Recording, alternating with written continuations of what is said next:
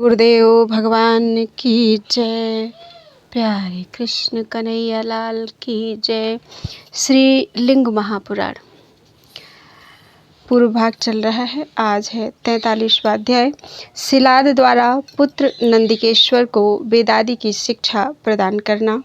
ऋषियों द्वारा नंदिकेश्वर की आयु अल्प बताने पर शिलाद का दुखी होना तथा नंदिकेश्वर द्वारा त्र्यंबक मंत्र का जप एवं महेश्वर पार्वती द्वारा उन्हें अपने पुत्र रूप में अमर होने का वरदान देना। नंदिकेश्वर बोले, महेश्वर को प्रणाम करके पिताजी मुझको साथ लेकर प्रसन्नतापूर्वक अपनी कुटी में लौट गए। जैसे निर्धन व्यक्ति निधि पाकर हर्षित हो जाता है, वैसे ही वे उस समय हर्षयुक्त थे। हे महामुने, जब मैं शिलाद की कुटी में गया तब अपना दैविक रूप छोड़कर मैं मनुष्य रूप में हो गया। उस समय किसी अज्ञात कारणवश मेरी दिव्य स्मृति नष्ट हो गई। लोक पूजित मेरे पिताजी ने मुझे मानव रूप में देखकर अपने बंधुओं सहित दुख से व्याकुल होकर अत्यधिक विलाप किया। पुत्र वत्सल तथा सर्वज्ञ शालंकायन पुत्र शिलाद ने मेरे जात कर्म आदि संस्कार किए। हे महामुने, उन्होंने ही मुझे ऋग्वेद तथा यजुर्वेद की शाखाओं और सामवेद की 1000 शाखाओं का सांगोपांग उपदेश किया। साथ ही उन्होंने मुझे आयुर्वेद, धनुर्वेद, गांधर्व विद्या, अश्वलक्षण, हाथियों के लक्षण, मनुष्यों के लक्षण आदि की शिक्षा प्रदान की। मेरा 7वां वर्ष पूर्ण होने पर परमेश्वर की आज्ञा से मुझे देखने के लिए तप तथा योग शक्ति से संपन्न मित्र वरुण नामक 2 दिव्य मुनि श्रेष्ठ मेरे पिता के आश्रम में गए। मुझको बार बार देखकर उन दोनों महात्माओं ने कहा, हे तात, यह नंदी सभी शास्त्रों के ज्ञान में पारंगत होगा, किंतु यह अल्प आयु वाला है। ऐसा आश्चर्य तो कभी नहीं देखा गया है। इसकी आयु आज से मात्र 1 वर्ष की है। उनके ऐसा कहने पर पुत्र से स्नेह रखने वाले विप्रवर शिलाद मेरा आलिंगन करके दुख से व्याकुल होकर करुण स्वर में अत्यधिक रोदन करने लगे। हा पुत्र, हा पुत्र, हा पुत्र। अहो दैव विधि तथा विधाता का ऐसा बल, यह कहकर वे दुखित होकर भूमि पर गिर पड़े। तब उनकी दुख भरी वाणी सुनकर आश्रमवासी इकट्ठे हो गए। वे इस अशुभ के लिए विह्वल होकर मंगल रक्षा कृत्य करने लगे।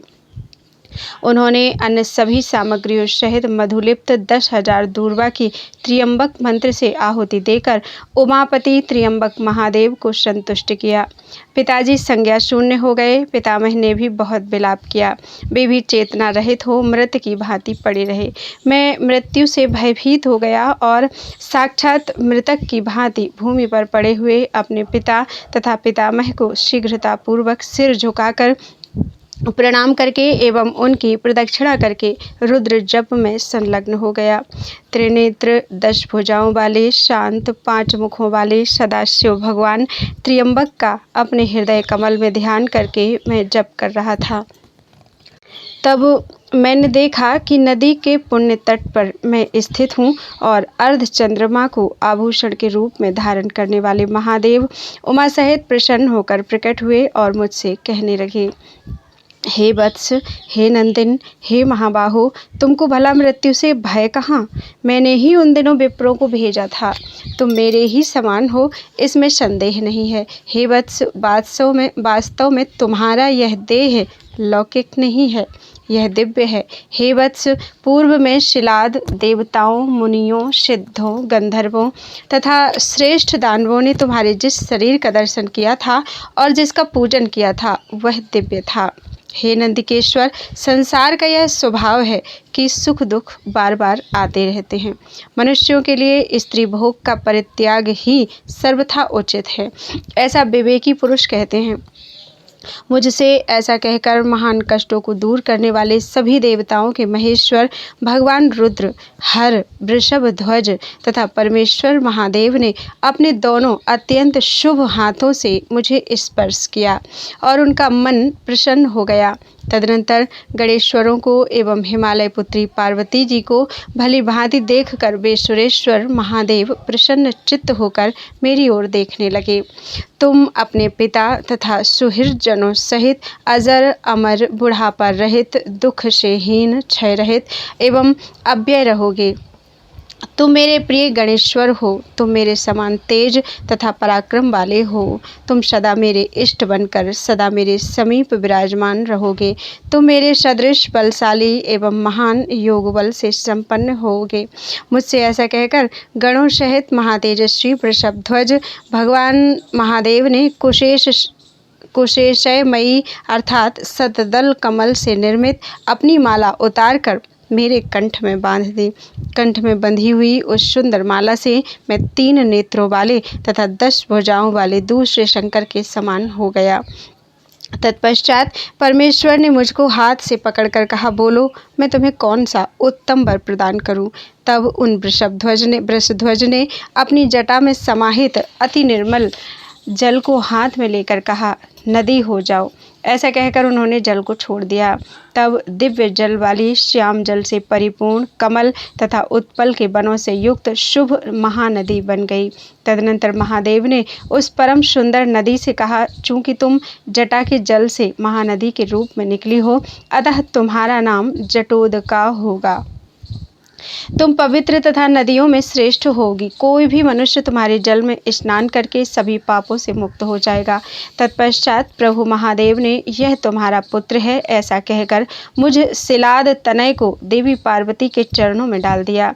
तब उन्होंने मेरा सिर सूंघ कर दोनों हाथों से मुझे स्नेहपूर्वक सहलाते हुए पुनः देव शंकर की ओर देखकर पुत्र प्रेम में 3 पुत्र रूप स्तोत्रों के द्वारा शंख के समान श्वेत वर्ण वाले जल रूप अश्रुबिंदुओं से मुझे अभिषिंचित कर दिया। इनके बेही तीनों स्तोत्र 3 नदियां बन गए। भगवान भव महादेव ने इसे त्रिस्तोत्रम 3 धाराओं वाली नदी की संज्ञा प्रदान की। उस त्रिस्तोत्रश नदी को देखकर वृष ने अत्यंत प्रसन्न होकर नाद किया। तब उस ध्वनि से एक दूसरी नदी आविर्भूत हो गई। देवदेव शंकर ने उस नदी का नाम वृष ध्वनि रखा। इसके बाद भगवान वृषध्वज ने विश्वकर्मा के द्वारा निर्मित स्वर्णमय सभी रत्नों से जड़ित अलौकिक शुभ अद्भुत तथा दिव्य अपने मुकुट को मेरे सिर पर बांध दिया। उन महेश्वर महादेव ने हीरे तथा वैदूर्य मणि से मंडित 2 शुभ तथा दिव्य कुंडल मेरे कानों में स्वयं पहना दिए। हे मुने, मुझको इस प्रकार पूजित देखकर सूर्य ने आकाश में मेघों के जल से मुझ नंदी का अभिषेचन किया। तब उस अभिषेक के जल से सोने की नदी बन गई। उस स्वर्ण जल से निकलकर यह नदी बनी। इसलिए देवों के देव त्र्यंबक शिव ने उसे स्वर्णोदका अर्थात स्वर्ण जल वाली कहा। उसी प्रकार सोने के मुकुट से दूसरी पवित्र तथा शुभ नदी उत्पन्न हुई, अतः उसे जाम्बू नदी कहा जाता है। इस प्रकार ये 5 नदियाँ भगवान जप्पेश्वर के समान जाने वाली हैं। जो पंचनद पर पहुंचकर इसमें स्नान करके भगवान जप्पेश्वरेश्वर की पूजा करता है, वह शिव सायुज्य प्राप्त करता है, इसमें संदेह नहीं है। इसके बाद सभी भूतों के स्वामी भगवान महादेव ने हिमालय पुत्री अजन्मा सर्वाणी उमा देवी से कहा, हे देवी, मैं भूतों के स्वामी देवनंदीश्वर का अभिषेचन करता हूँ और उन्हें गणेंद्र नाम बालक कहूँगा। हे अव्यय, इस विषय में तुम क्या सोचती हो। उनका यह वचन सुनकर हर्षयुक्त मुख वाली भवानी ने वर प्रदान करने वाले तथा भूतों के स्वामी अपने पति शिव से मुस्कुराते हुए इस प्रकार कहा, हे देवेश, शैलादि मेरा पुत्र है, अतः आप इसे सभी लोगों का स्वामित्व और गणेशत्व प्रदान करने की कृपा कीजिए। तत्पश्चात सभी लोकेश्वरों के भी ईश्वर, देवों के देव सर्व भगवान वृषध्वज ने अपने दिव्य गणेश्वरों का स्मरण किया। बोलो वृंदावन बिहारी लाल की जय। 44वां अध्याय भगवान शिव द्वारा नंदिकेश्वरों को गणों के अधिपति के रूप में प्रतिष्ठित करना एवं सभी देवों के द्वारा नंदिकेश्वर का अभिषेक तथा शिव नाम मंत्र की महिमा। शैलादि बोले, रुद्र के स्मरण करते ही गणेश्वर लोग उपस्थित हो गए। उन सभी की 1000 भुजाएं थीं। उन्होंने हाथों में 1000 अस्त्र धारण कर रखे थे। उनके 3 नेत्र थे। वे महान गण देवताओं से वंदित हो रहे थे। वे करोड़ों कालाग्नि के समान थे। वे जटा मुकुट धारण किए हुए थे, दाढ़ों के कारण वे विकराल मुख वाले थे। वे शाश्वत शुद्ध तथा प्रबुद्ध थे। वे अपने ही समान करोड़ों करोड़ों अनुचरों से युक्त थे। ऐसे असंख्य महात्मा गणेश्वर प्रसन्नता के साथ वहां आए। वे महान बल से संपन्न गण गाते, दौड़ते, भागते, नाचते तथा अनेक मुख वाद्यों को बजाते हुए आए। वे रथों, हाथियों, घोड़ों, सिंहों और बंदरों पर सवार थे। कुछ गण स्वर्ण चित्रित विमानों पर भी आरूढ़ थे। महायोग से संपन्न वे गणेश्वर भेरी, मृदंग, पणव, आनक, गोमुख, पटह, एक पुष्कर, मुरज, आडंबर, डिंडिम, मर्दल, वेणु, वीणा, दरदुर, तलघात, कच्छप, पड़ों एवं अन्य प्रकार के वाद्यों को बजाते हुए तथा विविध ताल ध्वनियाँ करते हुए भगवान शिव की सभा में आए। महान शक्ति से युक्त तथा सभी देवेश्वरों के ईश्वर उन गणेश्वरों ने महादेव एवं पार्वती को प्रणाम करके यह वचन कहा, हे भगवान, हे देव देवेश, हे त्र्यंबक, हे वृषध्वज, आपने हम लोगों का स्मरण किस लिए किया है? हे देव, हे महाधित्य, आदेश कीजिए, क्या हम लोग समुद्रों को सोख लें? क्या यम को उनके सेवकों सहित मार डालें अथवा मृत्यु पुत्री जरा तथा मृत्यु को मार डालें अथवा पद्मयोनि ब्रह्मा क्या पशु की भांति वध कर दें? क्या अत्यंत कुपित होकर हम लोग देवताओं सहित इंद्र को, वायु सहित विष्णु को अथवा दानवों सहित दैत्यों को बांधकर यहाँ ले आएं? हम लोग आपकी आज्ञा से आज किसका घोर अनर्थ कर डालें? हे देव, सभी कामनाओं की समृद्धि के लिए आज किसका उत्सव है? भगवान शंकर ने वैसा कहने वाले उन करोड़ों करोड़ों सभी सर्वपूज्य गणेश्वरों का सम्मान करके उनसे कहा, हे जगत के हितकार को सुनिए, जिसलिए मैंने तुम लोगों को यहाँ बुलाया है उसे सुन करके हे शुद्धात्माओं गणेश्वरों निशंक होकर कीजिए।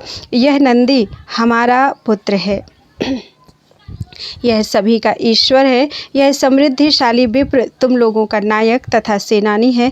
अतः मेरे आदेश से तुम सभी लोग अपना स्वामी एवं सेनानी मानकर इस महायोगपति का अभिषेक करो। भगवान शिव के इस प्रकार कहने पर वे सभी गणेश्वर ऐसा ही होगा ऐसा कहकर आपस में परामर्श करके सामग्रियां एकत्रित करने लगे। वे स्वर्ण निर्मित दिव्य सुंदर मेरु सदृश तथा मनोहर सिंहासन ले आए। उन्होंने अनेक स्तंभों वाले उत्तम स्वर्ण की प्रभा से युक्त लटकती हुई मोतियों की झालरों से सुशोभित मणियों एवं रत्नों से जड़ित वैदूर्य मणि के स्तंभों वाले किंकिणियों से सुशोभित सुंदर रत्नों से समन्वित तथा सभी ओर मुख वाले एक मंडप का निर्माण करके उसके मध्य में उस सुंदर आसन को स्थापित कर पाद प्रतिष्ठा के लिए उसके आगे नील वज्र से जटित एक पादपीठ रखा। उसके दोनों ओर उन्होंने 2 कलश रखे जो सुगंधित जल से भरे हुए थे तथा उनके मुख कमल पुष्पों से ढके हुए थे। सोने, चांदी, तांबे और मिट्टी के हजारों कलश वहां रखे थे जो सभी तीर्थों के जल से परिपूर्ण थे। महात्मा परमेष्ठी ब्रह्मा ने दिव्य वस्त्र, युगल, दिव्य गंध, केयूर, कुंडल, मुकुट, हार, 100 सलाकाओं वाला छत्र और एक बाल व्यजन प्रदान किया। शंख और मोतियों की माला के समान गौरवर्ण वाले दंड से सुशोभित और चंद्रमा के समान शुभ्र व्यजन, स्वर्ण का दंड लगा हुआ चामर, भली भांति पूजित ऐरावत तथा सुप्रतीक ये 2 हाथी विश्वकर्मा के द्वारा बनाया हुआ एक सोने का मुकुट, 2 स्वच्छ तथा दिव्य कुंडल, श्रेष्ठ आयुध, वज्र, सोने का सूत्र तथा 2 केयूर वहां रखे गए। देवताओं के द्वारा पूजित उन गणेश्वरों ने चारों ओर अनेक प्रकार की अन्य आवश्यक सामग्रियों को सावधान होकर वहां उपस्थित कर दिया।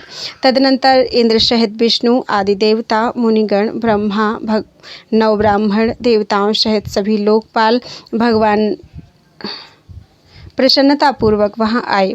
उन सभी के वहां आ जाने पर भगवान परमेश्वर ने समस्त संस्कार विधि संपन्न कराने के लिए पितामह ब्रह्मा जी को आदेश दिया। तब उनका आदेश पाते ही भगवान ब्रह्मा ने भी ध्यानपूर्वक संपूर्ण अभिषेक कर्म संपन्न कराया। तत्पश्चात भगवान ब्रह्मा ने पूजन करके स्वयं उनका अभिषेक किया।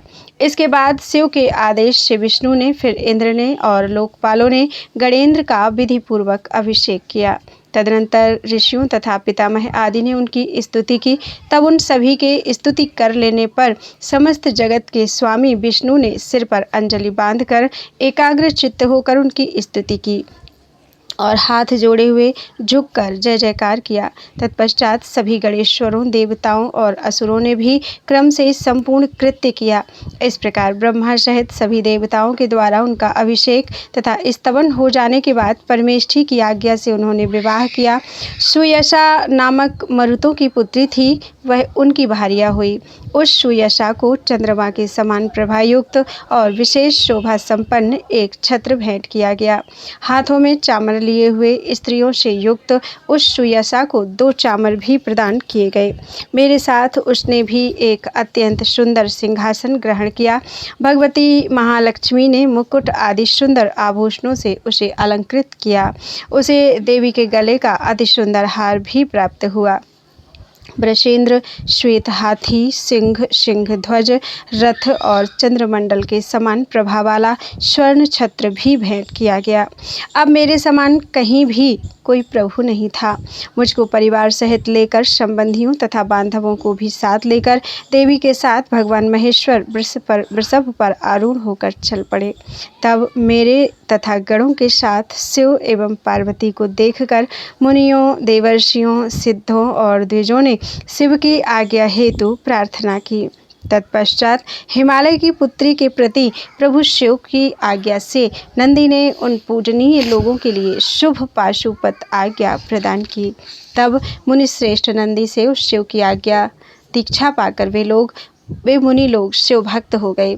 अतः सभी को शिव की पूजा करनी चाहिए। यदि कोई मनुष्य बिना नमस्कार के ही शिव के नाम का उच्चारण करता है तो उसे 10 ब्रह्म हत्या के समान घोर पाप लगता है। अतः सब प्रकार के नाम के आदि में नमस्कार, नमः का उच्चारण करना चाहिए। आदि में नमः अवश्य लगाना चाहिए। ऐसा करने वाला शिवत्व को प्राप्त होता है। बोलो वृंदावन बिहारी लाल की जय। त्वदीयं वस्तु गोविंदम तुभ्यमेव समर्पितम्।